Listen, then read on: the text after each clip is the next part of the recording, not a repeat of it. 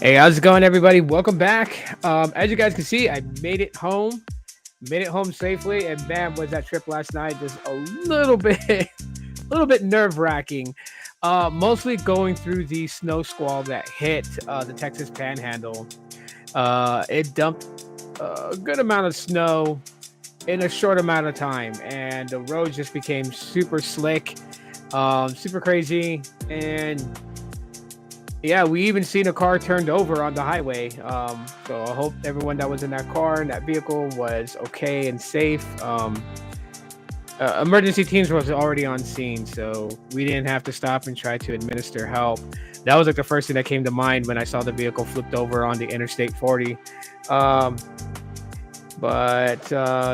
they already had police, EMS, and first responders out there. So I just hope that everyone there is doing okay. And yeah. Anyways, so for today's quick live stream, I wanted to come on real quick and just say hi to everybody. And also just, do a little bit of tech talk here before going throughout the rest of my day. I'm still kind of lagged a little bit from traveling, still a little bit tired. So yeah, it's going to be a very interesting day. So let's just kind of talk a little bit more about this TikTok ban. I talked about it while I was on vacation for a little bit, went live and discussed it. Obviously, you guys know that TikTok has been restored. That's a temporary thing. So a lot of people that's out there that's talking about, well, TikTok is back now, so we have nothing to worry about. No, you still have something to worry about, because as long as ByteDance owns TikTok, there's going to be a push to ban access to TikTok. Now, they're not shutting down the app. Okay, so I want to clear up some of the things that people may have, been confused about. They're not shutting down TikTok. TikTok will remain throughout the world. It's just in the United States, people here wouldn't be able to access TikTok. I have an aunt who lives in Thailand, and she does TikTok, like twice, 3 times a week, and she does fortune telling, and she uploads videos of, when she works with clients, and gives them a bit of fortune, lets them know if their fortune looks good or bad. So she uploads, and she's still able to upload videos. Now, there are a lot of people who are starting to share ways of accessing TikTok if in fact you're not able to gain access to it. What up, B-Tech? And that obviously is spoofing your location. Kind of like the same thing that people do when they cheat in Pokemon Go. This same method works for those people who wants to access it. I'm way behind. Okay. Well, I just got back from vacation, so it's not like that I was consistently looking at news. If it is sold to Meta, if Meta actually bought it, well then, hey, that works out great for everybody that was on TikTok and wants to be on TikTok, wants to, continue creating content on there. Because that was one of the big worries for the creators of TikTok.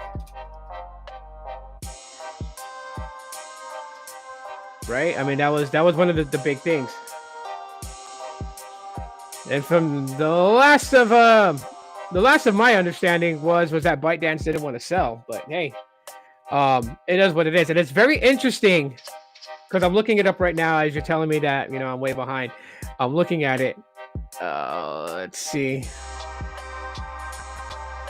because it's very interesting that if Meta actually bought it, like the deal is done, they purchased it, not they say they're gonna buy TikTok and they're serious about it.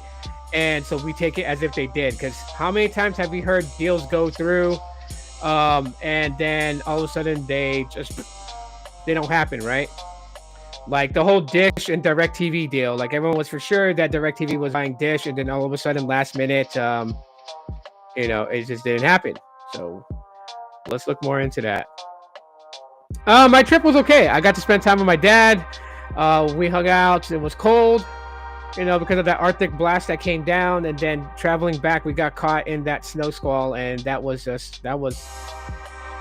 a lot of fun. Driving around and sliding like penguins, I guess you could say. Anyways, let's go here. TikTok's future in the United States remains uncertain after President-elect Donald Trump promised to delay federal ban, giving the app more time to find a non-Chinese company. TikTok briefly went dark over the weekend before returning on Sunday, with the company thanking Trump, who previously supported a ban, for providing the necessary clarity and assurance to our service providers. Rumors have surfaced on social media that Meta has either already bought or is planning to buy. So this is rumors. All right, rumors have surfaced. I don't go on rumors.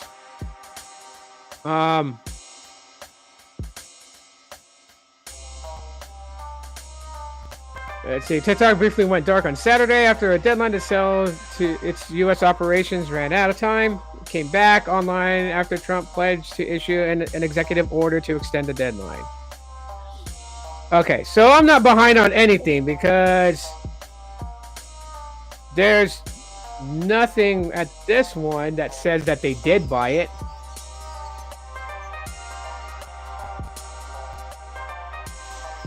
Let's see.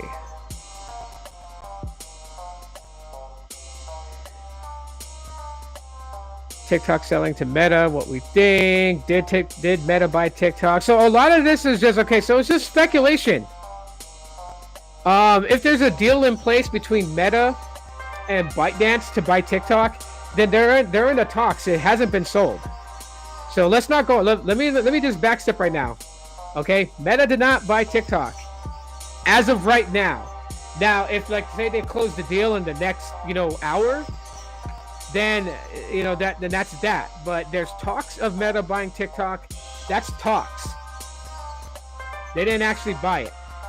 So ByteDance still effectively owns TikTok. So therefore, the chances of a ban is still in its future if they don't sell.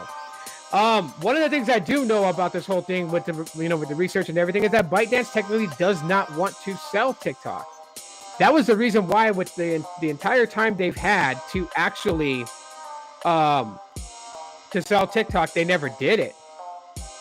I was passing through Texas, snowy. It was snowy passing through Texas.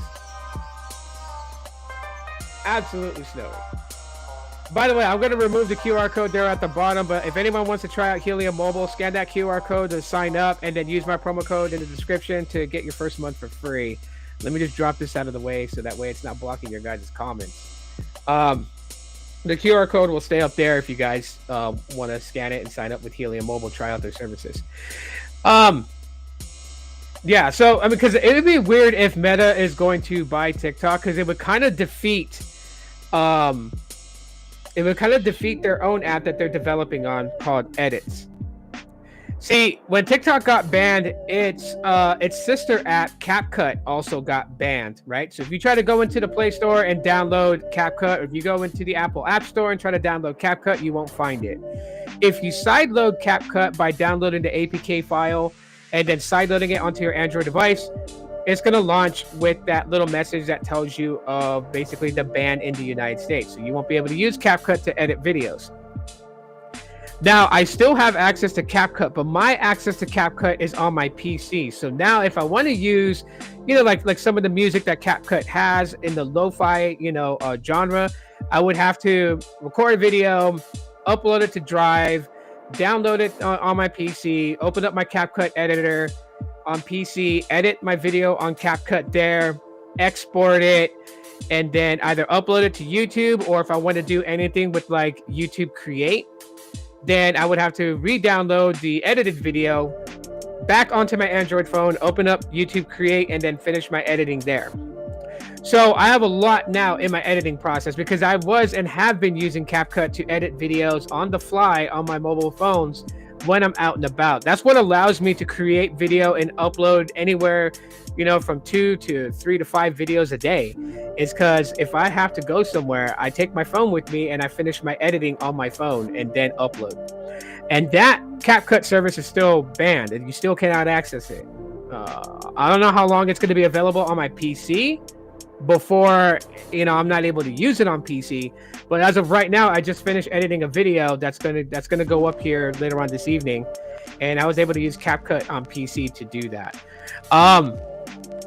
So, you know, we'll have to see what's really gonna happen with TikTok. We're gonna have to see, and I know people are a little bit upset.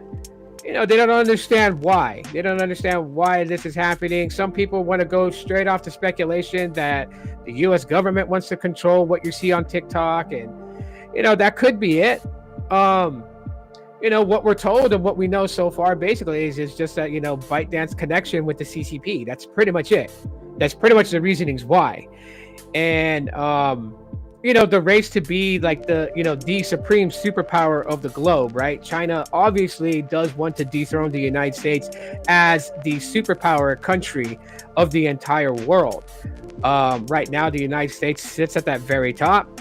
And yeah, life would be very different for Americans if we weren't at that top anymore. So I do see why government steps in. I do see why they're a little bit concerned. You also have to think about the impact that these social apps have on us as a population, right?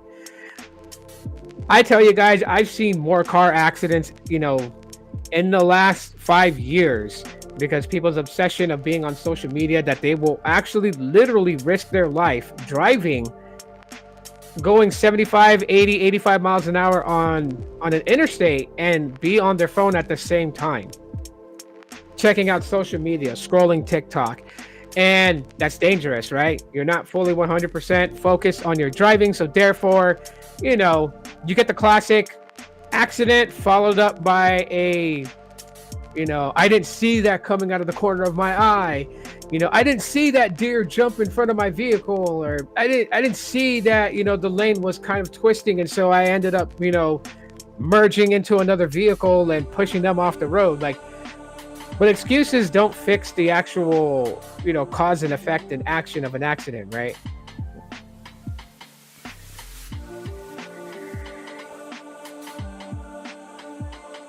Triller? Never heard of Triller. An alternative that I've been using to TikTok is Clapper. I've been using that, and you know, I mean, they are a growing platform. You will be able to monetize your videos. As of right now, you're able to monetize your live streams, and you know, it's pretty cool. It's identical to TikTok in almost every way, shape, and form. As far as Meta buying TikTok, that's going to be very interesting because since CapCut is down, Meta has swooped in and has already pulled the veil off their latest project, right?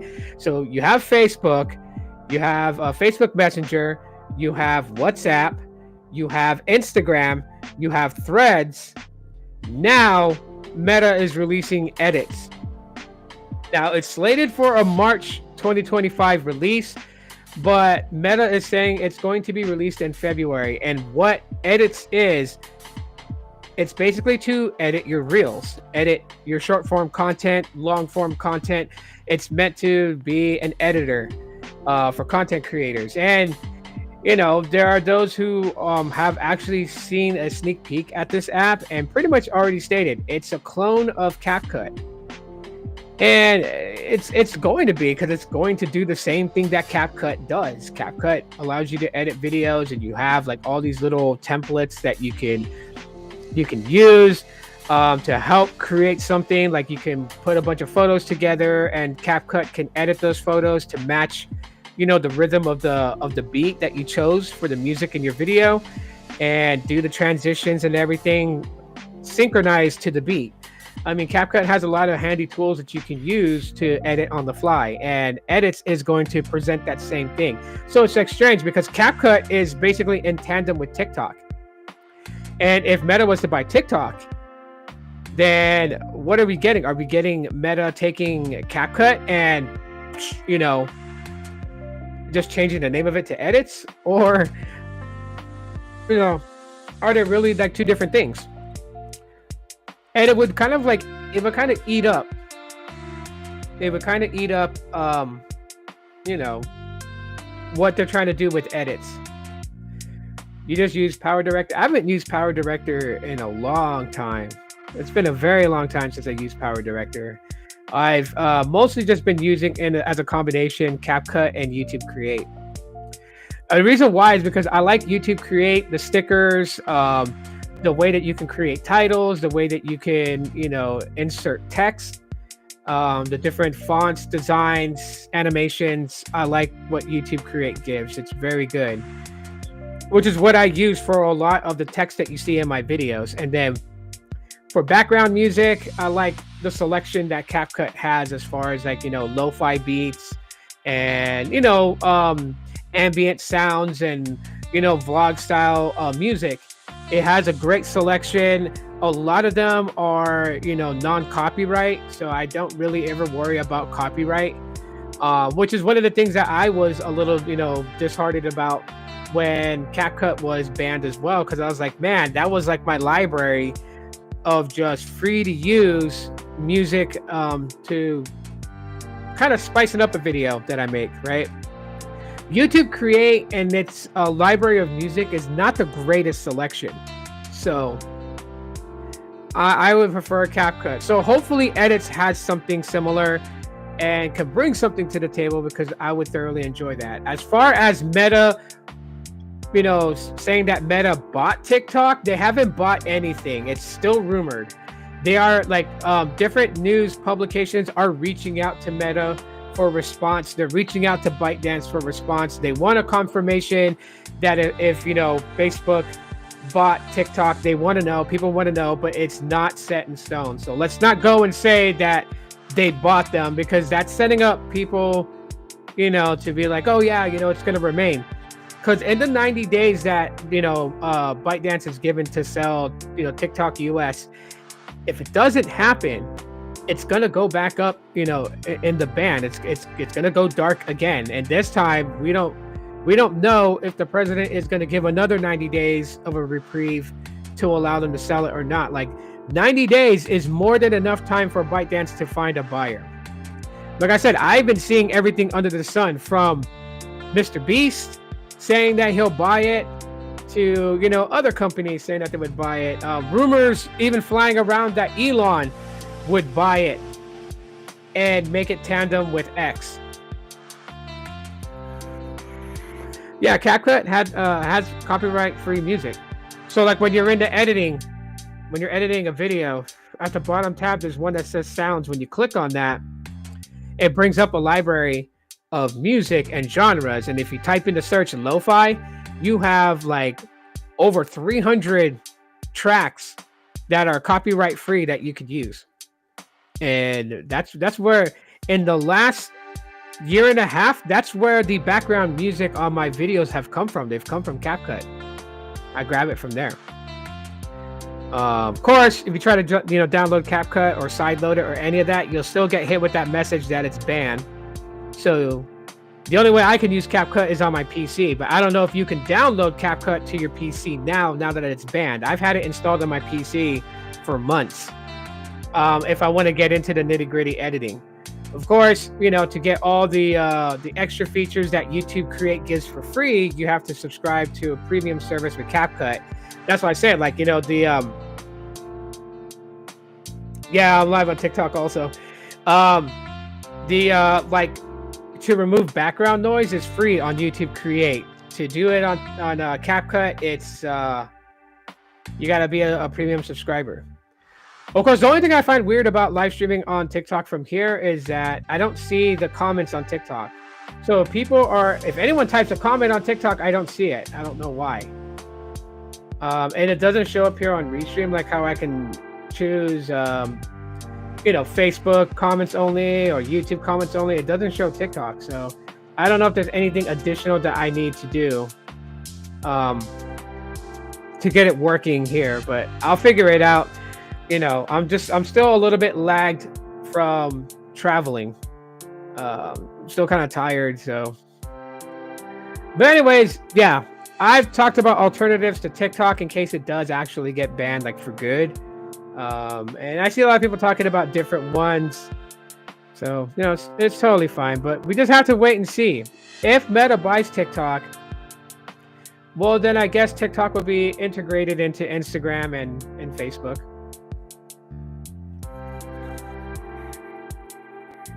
We'll just have to figure all that out. Yeah, so if anyone has like actual confirmation that Meta bought TikTok, comment it below. In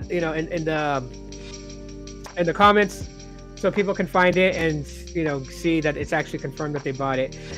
Moving on, lately I have a kind of like a hankering for OnePlus devices and nothing. It's the weirdest thing, right? Like I've always really tried to do a lot of videos about Google Pixels, and I thought I was in a palette cleanser phase where I was using other devices other than Pixel.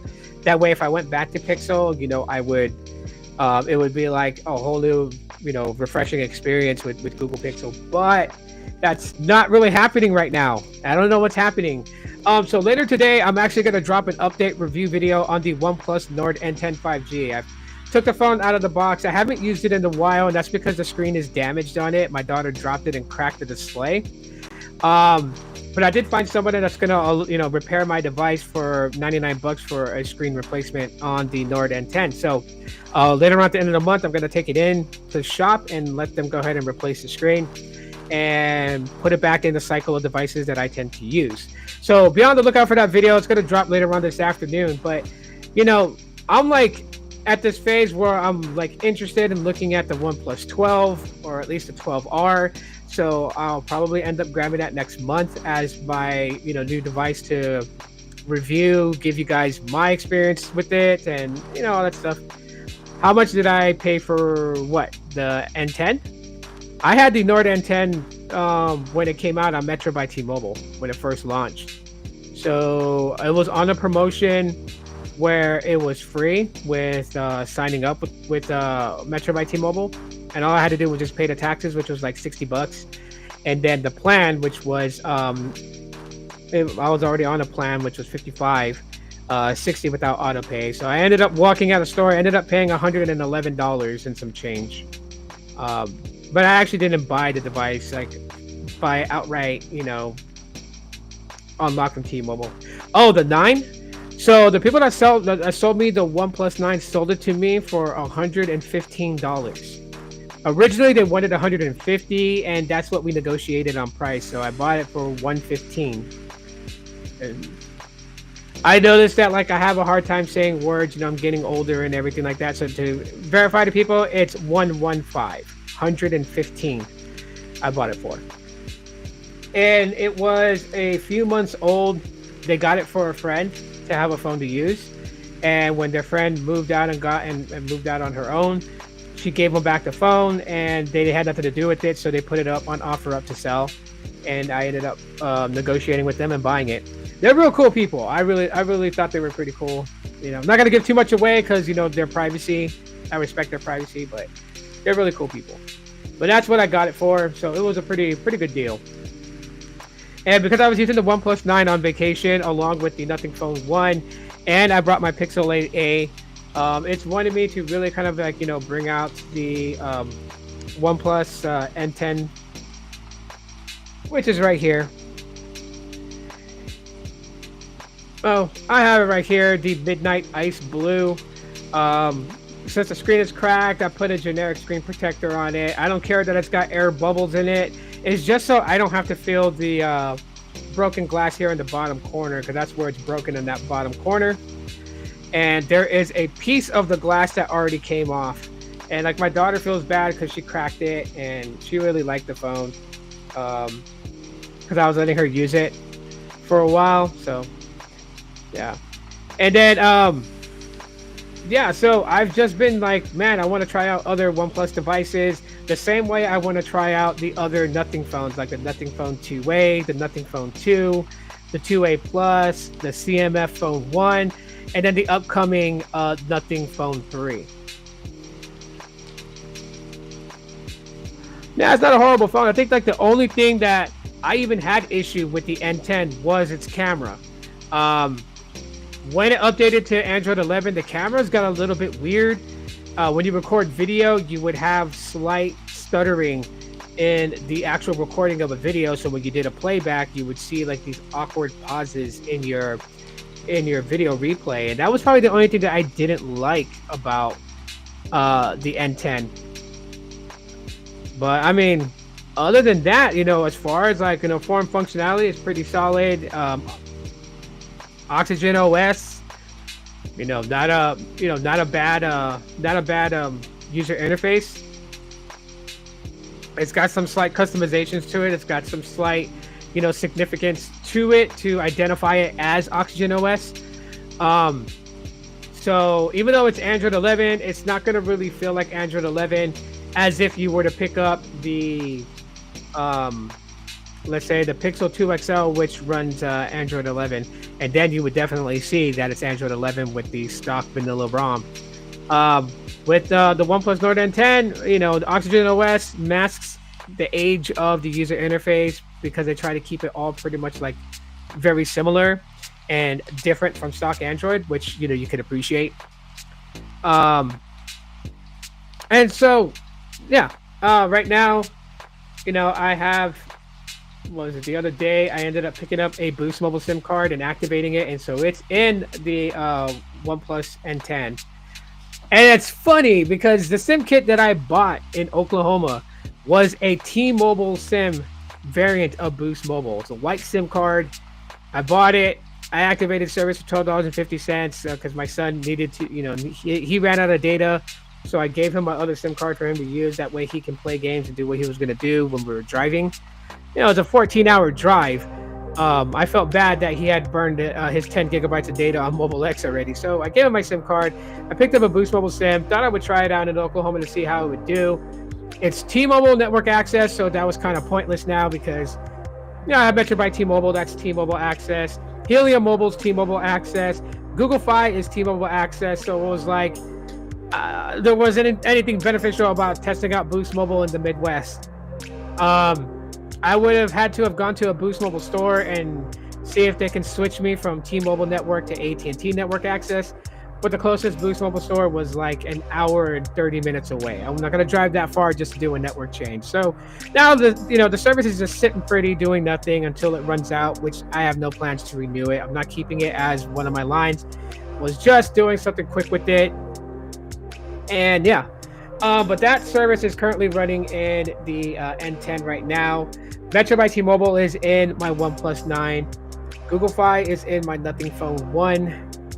And the Pixel 8a has the Mobile X line. So that's what I have pretty much like set up at this time. As far as like, you know, if I was comparing the N10 to the OnePlus 9, which I have back here, I got to make sure because I don't want to drop it. I have a case coming for it, but comparing these two, they form, function, and feel very similar, which is crazy. I'm actually going to do a deep dive video later on this week, putting the OnePlus 9 against the OnePlus N10 and telling you guys what I think about them. They're very closely spec'd. You know, honestly, like, let's see, for like the display, like the OnePlus 9 has a fluid AMOLED display at 120 hertz refresh, HDR10 plus with 1100 nits peak brightness and 6.55 inch display, 1080 by 2400 pixels at 20 by 9 aspect ratio, right? And then the N10 has a 6.49 inch display.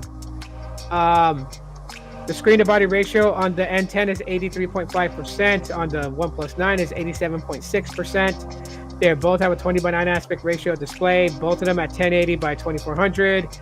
The OnePlus 9 has a 402 pixel per inch density, while the N10 has 406. Corning Gorilla Glass 5 on the OnePlus 9. Corning Gorilla Glass 3 on the OnePlus N10.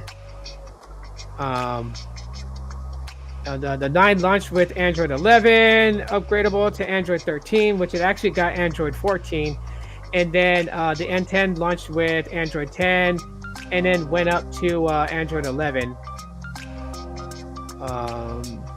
The 9 has a Snapdragon 888. The N10 has a Snapdragon 690. The 690 is an 8nm built processor, and the 888 is a 5nm processor. Yeah, so I mean, you have that, the Adreno 660 on the 9, the Adreno 619 on the N10. Both of my devices are 128 gigs of internal storage. Mine is the 128 with 8 gigabytes of RAM, and then the N10 is 128 with 6 gigabytes of RAM.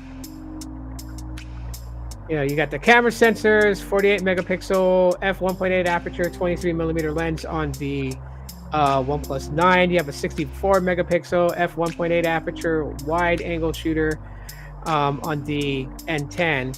It doesn't say if it's a 23 millimeter lens or not. You know, and you got a 50 megapixel f2.2 ultra wide on the 9. You have an 8 megapixel ultra wide on the N10. Yeah, so they're not very far in specifications. Both got the 16 megapixel selfie cam, but the 9 has the wide angle one and the N10 doesn't. Both record video in 1080p at 30 frames per second with the selfie cam. Both record in 4K, but the 9 records in 8K. So I mean, it's very closely spec'd. There are certain things obviously that the OnePlus 9 is gonna outdo over the N10, but it's not to me, when I look at these specifications side by side, it's not a drastic difference between them, and I think that's what piques my interest with OnePlus. With Nothing, you know, I really do enjoy the user interface that Nothing has. You know, I love, you know, just all aspects of the Nothing phone, which is why that I'm currently actively looking for a Nothing phone 2. The closest person that has one is in California, but I'm not going to drive all the way out there to pick up a phone. When, you know, if I could just wait and see if someone has one for sale in the next couple of months here. Eventually, I'll get the Nothing phone 2, which is the next one that I want. And then I will get the 2A and the 2A Plus, and then the CMF phone 1. And I'll do reviews on that here in 2025. I want to grab more OnePlus devices like the OnePlus 12R, the OnePlus 11, the OnePlus 10. I want to grab those devices. And then, you know, if I find a OnePlus 13 at a hell of a good deal, then I'll probably end up capturing the, you know, the OnePlus 13. And also trying to hold out for the Pixel 10 and what it's bringing this year. So that's where my goals are as far as devices I want to pick up in 2025. Those are the phones I want to get, and then be able to review them, compare them, day in the life video with them, all that good stuff. Which anyone that watched, you know, a day traveling with the OnePlus 9, I'm gonna have to re-upload that video. I didn't know there was a certain area that was like absolutely silent, and so I'm gonna pull that video down. I'm gonna re-upload it, and hopefully, you know, the performance of it does good as far as views and everything like that. But you know, we'll see. That's pretty much all the time that I have right now. I'm gonna go and just, you know, finish unpacking, you know, from the trip, cleaning out my car, you know, of like all the trash and dirt and stuff like that was picked up along the way. And yeah, and the next live stream, I'll introduce you guys to a new cat we got.